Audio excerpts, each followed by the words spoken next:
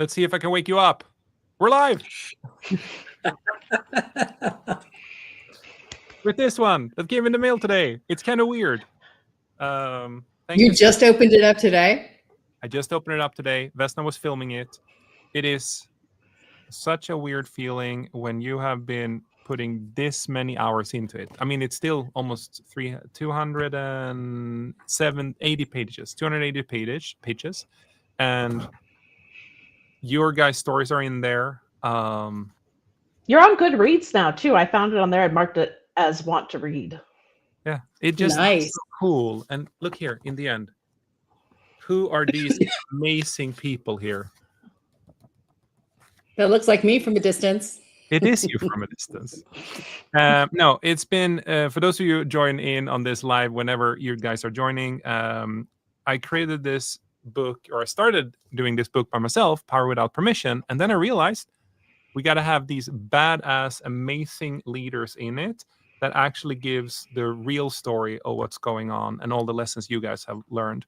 And I'm super proud of it. And I said to Vesna, I'm more nervous for what others will say about your stories than I am nervous about what people will say about my stories. I don't know why. I just care.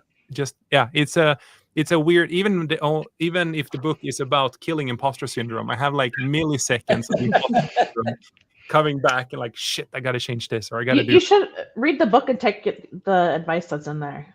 I am doing that. That's when I'm sitting with the audiobook right now, and I've been sitting and recording all day. It's a weird feeling. What are you most worried about, if that's the word you want to use? I have thick skin myself. You guys were so open and vulnerable, and the information you provided, all of you, is really good. And some of you have waited to read it until you have the final paper version. Stephanie's one of them. And if you don't know it, I have used the strategies that you guys give of how to, for example, Stephanie, overcoming or learning to say no. I have actually used that then in the chapter of like, what is the guidance for leaders and for other people. So I think since you gave so much, you were open and vulnerable, my fear is that people will judge that. I have to say, I turned 50 in a month, and I have reached the stage of my life where I no longer care.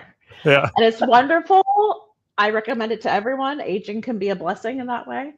And because my friends and the people I've chosen to have around me are happy and excited for this. So and you believed in all of us enough to bring this community to get together to write. That's what matters. So if somebody says I don't like this chapter, but I'm like, so what? I'm still going to go about living my life and doing my little things and bird watching and baking and running and I love it. Anyway, for the listeners, who are you, Stephanie? I am the head of HR at the Screwball Cultural Center in Los Angeles. We're a Jewish cultural center and museum. And I've been in HR for a very long time, for a little over 20 years. And prior to being here, I worked with you, Andreas, at Arcules, which was a crazy experience. But at the same time, I call it my leadership boot camp. Yeah. It's one of those things where I go, it was such a valuable learning experience, but I don't think I ever want to go back to tech startup life. I've settled into arts nonprofits, but I wouldn't be the leader I am today without that 5 years of walking into a tiny WeWork office with writing on the windows, on the walls, and going, thank goodness this is only 2 months. And it turned into 5 years and one of the most transformative work experiences of my career. No, you did. And we had COVID on top of that. My gosh, COVID. We had a lot of wackiness that was way outside the scope of normal HR stuff. Yeah. No, it was amazing. Okay, for the listeners, who are you, Marina? I have some questions for you, Stephanie. So I'm Marina, and I am the Senior Vice President of Operations at Access Partners. So we are in Southern California, and I've been here for about 6 years now and in the industry for a little over 20. I hate saying that because it makes me sound older. We started when we were in kindergarten. That's what high achievers we are. I was 5 when I started in HR, and I'm only 25. So, well, it's interesting because you use the word about HR being normal, and I was like, HR is never normal. Yeah, but yeah, there are some environments that can be a little interesting, right? And tech startup, I can imagine, is explosive. Yeah. Stephanie and I have a tendency, because we're the two only people still that know some of the crazy stories. So whenever we get a chance to hang out and have a coffee, we tend to just discuss all the craziness we survived a long time ago. Yeah. But those are some of the best learning experiences, right? I mean, Yeah. What is that?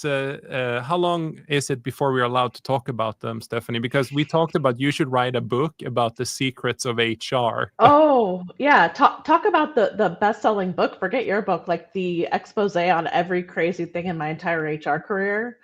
Like that will be my retirement project, and I think it will be messy and full of all kinds of corporate secrets and whatnot. So,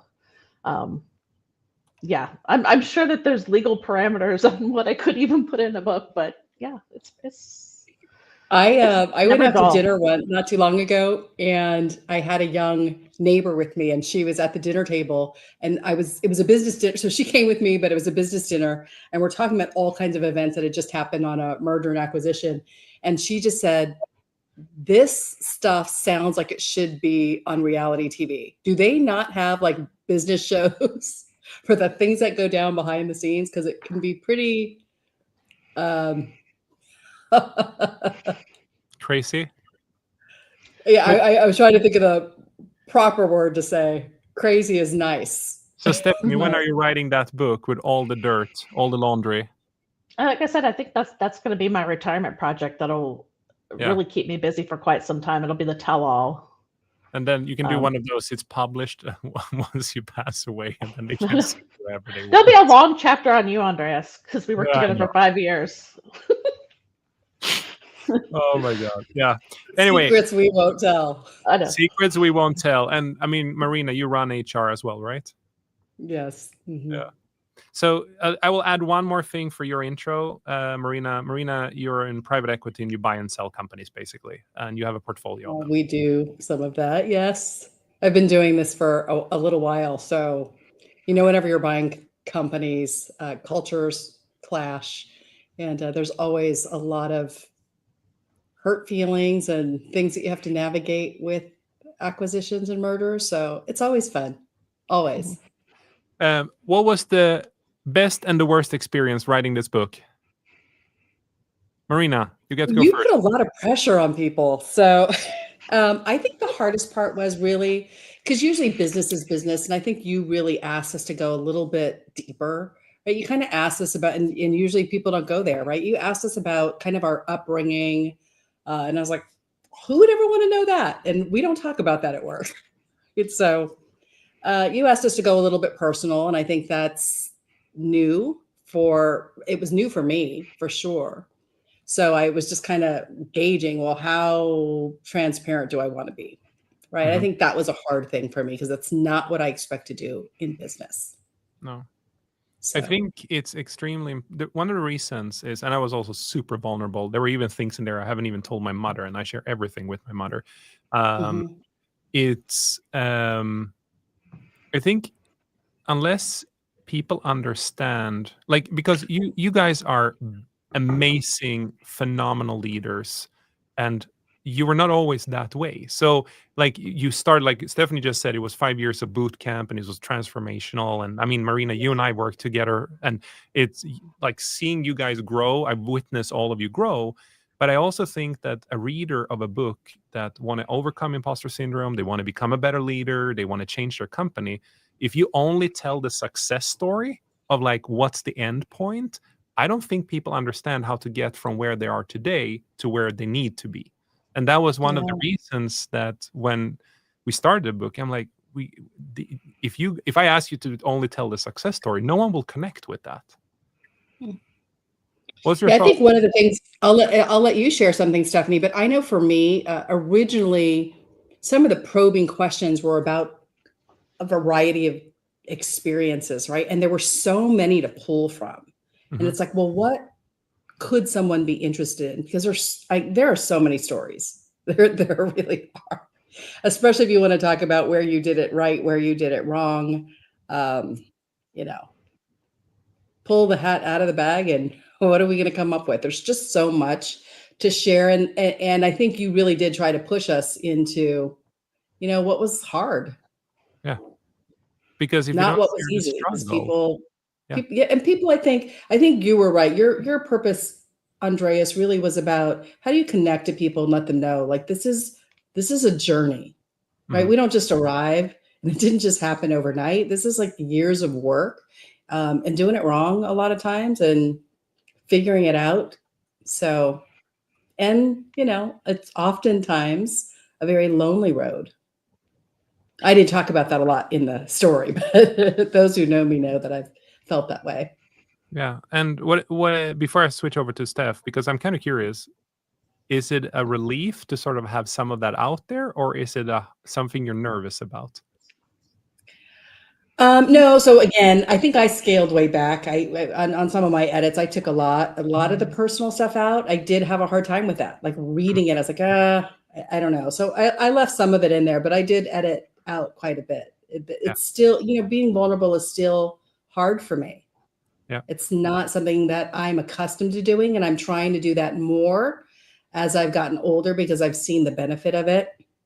I no longer see it as a weakness. I see it as a strength, but I saw it as a weakness for so long. So, to have that mind shift change and to be able to be vulnerable and share it does not come naturally. It takes, me being intentional about it. Julie, that's one of the co-authors. She said she can relate to the whole sharing part. She felt the same, but also the value of it that comes from it. Mhm. Some of the authors said afterwards, like, I want it out there. I want it to be like, I don't want to keep like how I started out there anymore. Like, I am who I am today. It doesn't matter who I used to be. Steph, thoughts? Yeah, I think the writing part was the easy part for me, but I've written a lot of stuff before. I've written stuff about workplace topics. I've had some fiction out in the world and whatnot. But the hardest part is what we did on Saturday. That was recording the audiobook and somehow putting voice to it that way. It was so difficult. And I told you, like I did, I'm training for a half marathon. And I did my first double-digit run on Sunday, and I still think that was hard, but I think recording the audiobook was harder. Why? And I don't know, I didn't expect it to be. I think it's just, I read a lot, and I read a lot on the page, and usually I interact with my own writing in written form. And then to hear my voice reading it back, I was like, and you were playing parts of it after I recorded. I was like, that I didn't want to hear it. Anyway, it was. I think you did a really good job. Both of you, Yeah, everyone did. but Like it was, but I know what you mean. yeah, any idea I had, like, oh, voice acting must be so easy, like completely changed on Saturday. Because I'm okay with standing in front of a crowd talking, but then I'm just kind of coming up with it on the fly, or I'm speaking from an outline. But to go through and read every single word as I wrote it, it was a very strange experience. And I still haven't fully unpacked that. But yeah, I think, and what I wrote about has been stuff I've been talking about to people for the last couple of years. Because I truly, like, as I wrote that chapter, when I was packing up to move from South Orange County up to LA, yeah, perfect prop. I really was leaving behind, like, what are the things in my new job that I don't want to take with me? What are the good habits that I learned through that kind of 5 years boot camp experience? And what are the things I'm like, no, this stays behind? And I think that's made me a much better leader. It's made me a much better supervisor and whatnot. But yeah, so the writing, like, once I sat down to do it, it just poured out, and it felt fairly straightforward. And I think you and I have talked about that a lot, that story. So I felt good. But I mean, I'll say, like, the harder parts in that story was revisiting my decision to leave Hercules. Because it was tough, because I'd been there from the beginning, and it was like this unexpected thing that I thought was going to be short term, but I got hooked pretty quickly. I woke up one morning and was like, maybe this place isn't crazy, or maybe I'm just as crazy as all these people I'm working with.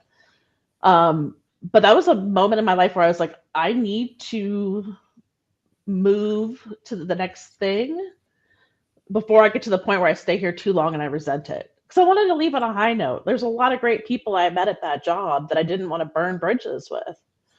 That I wanted, and it's fun because I've brought some of you in to do projects here at the Skirball.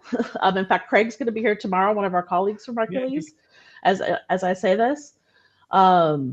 but like revisiting that was kind of interesting because I remember the emotions that went with it. It was not an easy decision, but I knew it was the right decision. And it was one of those things that as soon I immediately changed my settings on LinkedIn, and the next day I heard from a recruiter saying I have this opportunity at the Skirball. And like it was the universe's sign, like you're making the right decision. I think the way you left was like we all celebrated it because it was a win for you. And you are still in contact with a bunch of us to this day. And I think you should do a masterclass of how to resign. But anyway, I think exiting is important. I think you could write a book on that, and people don't do it well. So that's also why I have a lot of friends from all my past jobs. Like I've collected a lot of friendships that are people I'm still in touch with, going back to when I was in my early 20s. My friend Gloria, who I still like now that I'm back in the LA area, we hang out on a regular basis. And she's a friend from one of my first full-time roles out of college. So I think what happened back to the book, I just want to say this, Steph. I think when you hear your own voice, it becomes reality and you relive the emotion. I was just sitting here and just before this, that's why I was running late. Vesna and I were listening to the part of the chapter where I and her are having a really hard time with Noel, our autistic son. And it was like one of those moments that was filled with tears, and both of us teared up. And it was like, we read it. I read it now 5-6 times already. It's not hard when you read it, but when you hear your own voice saying those words, like your emotions come in like that. And I'm hoping, so the goal was really here that's what people will connect to. They will feel, because that's what they're going through themselves. Marina, what does power without permission mean for you? To me, it's representing a journey. I think a lot of people take this and go through life personally and professionally without kind of walking in their beingness. That's power to me, right? So we all get to a place personally and professionally where we say, this is what I'm going to do. This is who I am. And I can't wait, like you said, Stephanie, right? Kind of turning 50. I can't really wait for everybody else to be okay with it. So it's taking your life back into your hands. That's what it is. Yeah. And I witnessed both of you do that. I've done it myself. It's pretty amazing. Julie said, right decisions aren't always easy. What Stephanie's talking about now is self-awareness. Yeah. Yeah. Everything lags with the comments. They come in a little bit later, so I can't really. I want to say hi to Julie because I haven't seen her in a long time. So it's been fun. I listened to her podcast episode recently, like some of the folks that you and I worked with, Andreas, and it's been fun to visit their stories. Yeah. Wait, I was about to say, Cheryl's is out, Julie's is out. I listened to Julie's and Kana's. I listened to Kana's a couple days ago. Yours haven't been released yet, right? No. I think Marina, I don't know if you even listened to your own, Marina, but that one was out today. Yeah, so I didn't know because you didn't tell me, and Michelle told me. So Michelle told me yesterday. Yesterday. She's like, by the way, I heard your podcast and I forwarded it to my daughter. And I was like, well, I didn't know it was out. Thank you, Andreas. No, yeah, I'm not so proactive right now. Me and Jill are kind of working 12. I know what's on your plate, so to get the release done of the book. And the audiobook is, we learned, so I've been sitting and recording and training an AI to see if I could get the AI to do the audiobook for me. And it's really good, but it's so good Vesna can't tell the difference. The problem is that Amazon actually blocks you from doing it that way unless you do all these extra stuff. So now I've gone back and I've started recording everything from scratch. And that's why I said I'm on chapter 2 out of 13 or 14. And then I learned today that Amazon have a 10 days approval process. So I think the 25th seems a little rough right now. Yeah. And I listened to what you said, Marina. You basically said do the book do the audiobook afterwards. I don't know. I want you guys like I'm still going for it. I have a few more days where technically I can make it. Don't kill Yeah, yourself. startup mode. Yeah, he's in You can startup do mode. things in phases and launches, and it doesn't negate or put any Yeah. type of negative spin on the launch. So You I there's a build lot hype. going on around the launch that you're doing, right? Yeah. So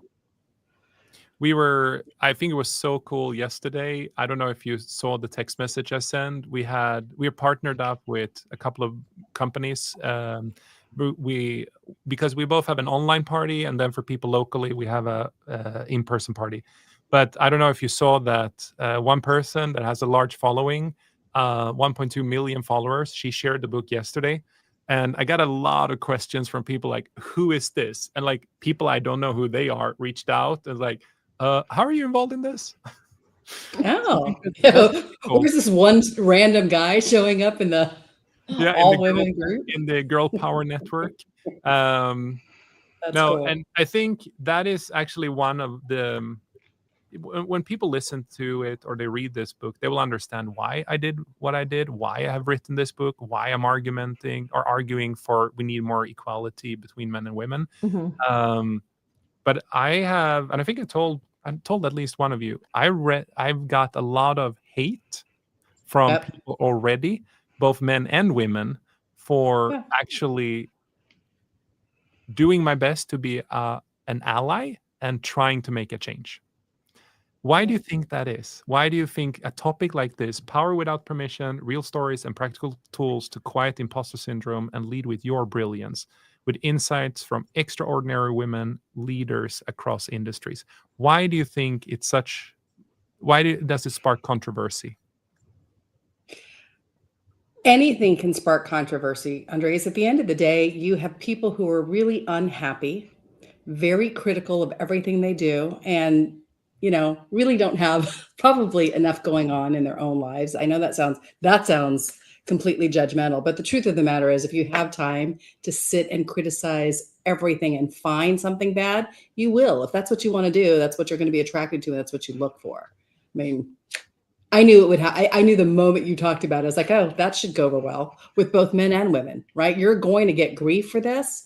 I've actually I have to say, I've never met another man, and I've had great men in my life and great mentors in my life who has been so proactive. And so, I mean, you put your money where your mouth is, Yeah. and you walk the walk, really going out of your way to promote women and pushing women forward. And so you've been a great model for it. And I think this is ideal. Yes, it's inspiring for women, but I really hope that it's inspiring for men. Yeah. I really do. I think you've done a great job.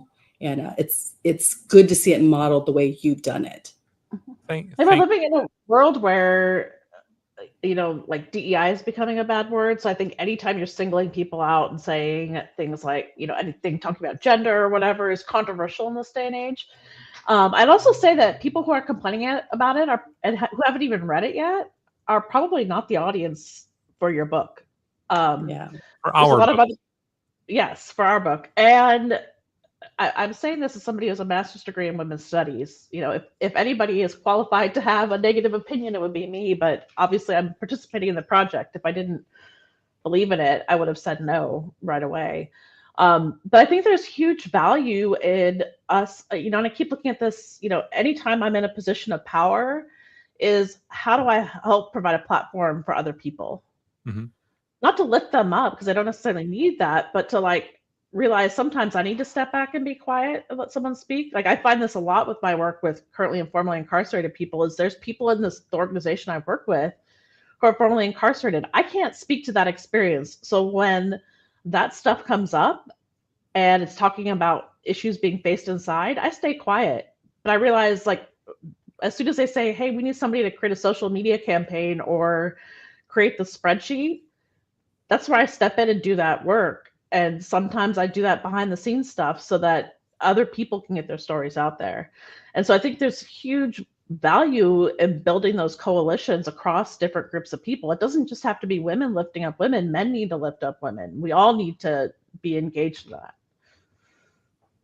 And everybody does an embrace different at the end of the day, right? So Mhm. if you are different, meaning you take a position that is different than me, you take a stand that's different than me, you have a thought that's different than me, I'm Mhm. offended. And so, like she said, I mean, you're not trying to appeal to everybody. No. Yeah. You And can't. I will never There's just no understand. way. Like Stephanie said that she won't understand how it is to be incarcerated. I really hope you will never get to understand that fully, Steph. I don't want to.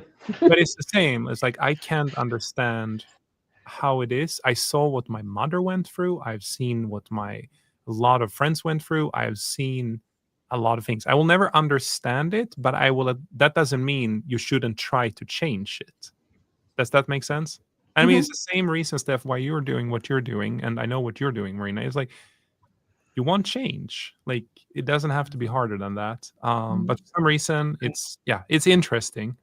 Um, what do you think will happen with this? So we're. Oh, by the way, Julie said, "Can't wait to see you soon, Steph." Oh, You haven't met yay. in a while. I know I haven't seen her in a long time. And Marina, you're not allowed to pump Stephanie for crazy stories because she loves to share them. But Oh, it's We're gonna already have up my our little butt. quarter of the I party. can't wait. what do you think is going to be the next step with this? For who? Everyone, like us, you, me. The global book tour where we're gonna go to glamorous places and sign buy our pictures and be whisked off to fancy hotels and resorts. I It's mean, so funny you say a that. broken dream. What? No, but listen, it's not broken. Listen here. Do you know? And by the way, Vesna also says she want to hear all the stories, Stephanie. But the She's heard some of them already, I you think. have heard So, some of them. yeah. What was I going to say? Yesterday, I think it was Julie or Alyssa who said the best outcome can be that we get a lot of readers, and then we pull together a retreat for people who actually believe in that they want to kill their imposter syndrome and they want to hear from all of us. And then they just threw it on me. Andreas, you get to arrange a weekend retreat. Everyone gets to come there. We all come there as speakers, a nice hotel somewhere along the beach. And then we make it a plus minus zero type of thing. And we all just show up. And you paid us as the speakers to show up. And you just have to fill the seat for a few hundred people. Like, okay, I can make it happen. I will tell you, because you asked a really good question. I never really thought about what's next, but I'll say in the experience of writing, because I cut out a ton of stories, right? Because I was trying not to make it too long. I'm just contributing a small amount, but it made me think, gosh, I have so many stories to share. And both about my professional and personal life, because again, it's a journey. So you're only getting a snippet of it in this book. And I could see really open forums and a place for complete transparency and vulnerability in a safe place to go, how do you overcome these kinds of things that come and happen in the workplace? I mean, there's things that I, don't necessarily want to talk about online or in public, but if it would benefit another woman to really say, I've been in some really hard spots and I've had my back against the wall and I've been in impossible work situations that were just unfair and painful, but I've grown through them. I'd love to be able to have that opportunity. Right. And to really just encourage and get real. I think those are the kind of moments I like. I like real moments more than standing on a stage and performing. That's me. That's my 2 cents. To build Yeah, a and I think I brought this up in the podcast. The one of my favorite soccer players is Tobin Heath, and she's been on the women's soccer team for the U.S. And she talks about gal culture with the rise of women's professional sports. That if you go, like I'm a huge Angel City fan. Go Angel City, which is our LA soccer team, our women's soccer team. And here's the thing: like I've gotten so into women's soccer that I don't even qualify it as women's soccer. I say there's soccer, then there's men's soccer, because that's how it is to me. And if I'm just talking about soccer, I'm talking about women's soccer. But she talks about how gal culture, instead of like the bro culture that can be very toxic, is we're trying to build a different movement with professional women's sports that doesn't rely on those old like toxic traits with rival teams and all that kind of stuff. Like you're still rooting for your team. You have your favorite and you're disappointed when they don't win. but at the same time, we're not taking it so seriously that we're going to come to blows and fight people over our team loyalties. And I think about that in the workplace is like there's so many traditional models of leadership and power, when you're talking about power without permission, are very masculine. And it's this old school that this is the one way to lead. And if you're a woman, you can't fit into that, whether it's politics, corporate life, whatever it is. And I think the more that women get into leadership roles, the more people of color get into leadership roles, we're seeing different ways of leading. And there are no more right or wrong. There's just different ways to lead an organization. I'm now in an organization that has, much more, way more women in leadership than at any organization I've worked at. And the way that we all lead is a little different, not because we're biologically that different. It's just like the way we're raised, our experiences shape who we are as leaders. And Marina, I love what you say about sharing stories, because I think that's the best way to connect is we share these personal journeys. Yeah. There's a little piece of your story that I relate to. There's a little piece of someone else's story I relate to. Like I listened to Julie's podcast episode, and there's pieces of that I didn't know about her. And I'm like, oh yeah, I get that. And I can see how that became a big growth point. What can I take from that that'll help me in my journey? So I'm building upon the stories of all these other folks, especially all these other women that are strong, powerful women in leadership to shape who I am as a leader now. That's amazing. Yeah, I think at the end of the day too, I hope I hope we walk away from this and we also encourage women to really encourage other women, right? Yeah. And so one of the things that I think is probably really disappointing is when you don't see women supporting women and rooting for each other and cheering for each other and just, celebrating successes. It's just, that can be kind of toxic too. It's almost, it's such a scarcity mindset, right? Like there's not enough room for all of us. And so, yeah, I would love to see that change. That's Cheryl in her chapter talks about this. I don't know if you read it, or it maybe wasn't during the podcast. I don't remember. But there have been mindsets or studies done on this, and there was a seat made for a woman, and now there's only one seat, so you got to protect it instead of the opposite. And I was on a podcast yesterday by a woman host, and she asked me straight up, do you think it is a thing, or what do you think about women who don't help other women? And I'm like, I'm a man. It's a little hard for me to answer, but I'll just use the quote that there is probably a special place in hell for women that don't help other women. I can't say it in a different way. And I also think there is a special place in hell for men who suppress amazing, brilliant, talented women and don't give them the opportunity. But anyway, we're coming up on 30 minutes. I'm doing a live every single day. For those of you who listened, it's coming out. It's a real copy. I got it today. It's amazing. September. How many times have you touched that book, Andreas? It is. How many times have you held that in your hard hand? work, it became a reality. Vesna filmed it. The thing is, I might put up that video. It's emotional to see it for the first time and flip through it. It became a reality. And she was like, you're signing the first book to me and write something nice. I mean, I don't disagree with her on that. I know.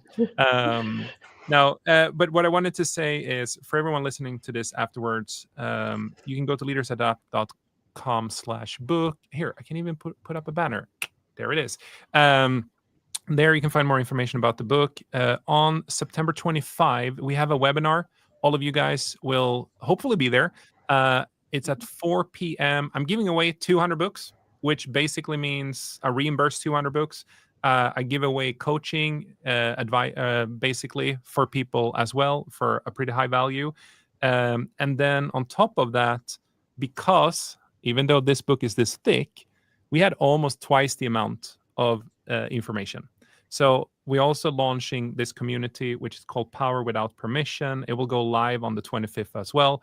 Anyone reading the book and feel that they don't know what to do with it, or they need an accountability buddy, they need to find people like you, who I hope to see a lot in the community. Both of you have said that you will at least show up a little bit now, but we'll all be there.